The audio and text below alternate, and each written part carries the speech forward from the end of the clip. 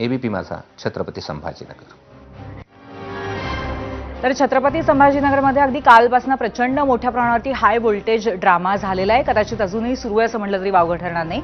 आणि नक्की काय काय घडलं, का घडलं याबद्दल आपण आणखीन चर्चा करणार आहोत। आमचे प्रतिनिधी कृष्णा केंडे आपल्या सोबत आहेत।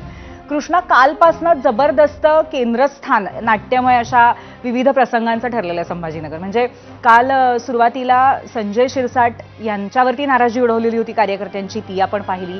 त्यानंतर आज भाजपमध्ये कसे नाराज वेगवेगळ्या पद्धतीने त्यांचा उद्रेक झालाय आपण पाहिलं। आणि शिवाय या सगळ्याला महायुतीमधल्या सुद्धा रस्सीखेचीची झालं रे।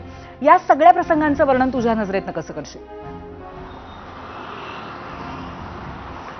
अगदी या राड्याची म्हणजे अभूतपूर्व राड्याची सुरुवात कालपासूनच झालेली होती। नाराज असलेले जंजाळ संजय शिरसाट यांच्या बंगल्यावरती आपल्या कार्यकर्त्यासह पोहोचले। त्यांचे समजूत काढण्यासाठी संजय शिरसाटांना यश आलं।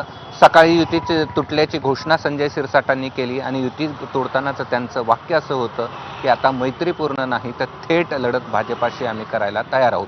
आणि त्यामुळे एकीकडे असं वाटलं होतं की राडा होणार नाही, मात्र भाजपाच्या कार्यालयात खूप मोठ्या प्रमाणावरती राडा झाला आणि त्याची सुरुवात झाली ती देखील सावे यांच्या घराच्या समोरूनच। एक महिला आली आणि तिने थेट मला तुमच्याशी बोलायचं असं म्हणत नाराजी व्यक्त करत राडा करायला सुरुवात केली। ती कार्यालयामध्ये पोहोचली, अन्य काही महिला देखील पोहोचल्या आणि सगळ्या महाराष्ट्राने पाहिलं की बीजेपीचं प्रचार कार्यालय एक तासभर हा सगळा राडा सुरू होता। महिलांच्या डोळ्यामध्ये अश्रू होते। जुने जे भाजपाचे महिला कार्यकर्त्या होत्या त्यांनीही नाकारल्याचा रोष या ठिकाणी व्यक्त केला। व्हीआयपीचं जे तिथला भाग आहे त्याचा जो दरवाजा आहे तो देखील कार्यकर्त्यांनी या ठिकाणी तोडला। पोलिसांना मध्यस्थी करावी लागली। महिला पोलिसांनी महिलांना ताब्यात घेण्याचा अगदी खरं आहे। आणि कृष्णा, ही सगळी दृश्य आपण पुन्हा एकदा पाहतोय आता आणि सकाळी सुद्धा हे सगळ्या रिपोर्ट आपण तू आमच्यापर्यंत पोहोचवलेला आहेस। पण मुद्दा असा आहे की तुझ्या नजरेतनं या सगळ्याचा परिणाम आता निवडणुकीच्या बाबतीत कसा होऊ शकतो? मतदारांच्या कुठेतरी मतपरिवर्तनावरती याचा परिणाम तिथपर्यंत जाऊ शकतो का? नाही, निश्चित याचा परिणाम कसा होईल तर याचा परिणाम नाराजांची संख्या जास्त असल्यामुळे तो पक्षावरती त्याचा थेट परिणाम निश्चित होईल। आणि याची प्रचिती पाहायला मिळाली की यापूर्वी शिवसेना भाजपाचे कार्यकर्ते आणि भाजपा शिवसेनेचे कार्यकर्ते घेणार नाहीत अशा प्रकारची घोषणा केली होती। मात्र युती तोडल्यानंतर दोघांनीही 5-5, 6-6 कार्यकर्त्यांना तिकीट दिलेलं आहे आणि त्यामुळे इथे देखील त्याची नाराजी पाहायला मिळाली होती।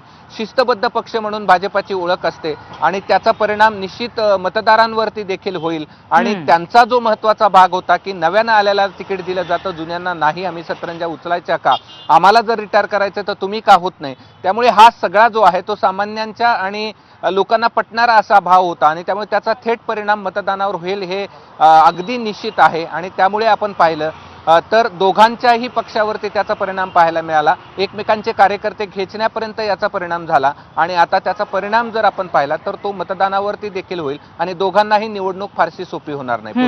नक्कीच, धन्यवाद कृष्णा या माहितीबद्दल। नक्कीच या भावना बोलक्या होत्या अतिशय कार्यकर्त्यांचा आणि त्याचा परिणाम कसा होता याकडेही आपलं लक्ष असेलच। धन्यवाद। आणि आता आपण जाऊयात देशाचं लक्ष लागलेल्या मुंबईमध्ये भाजपचे 37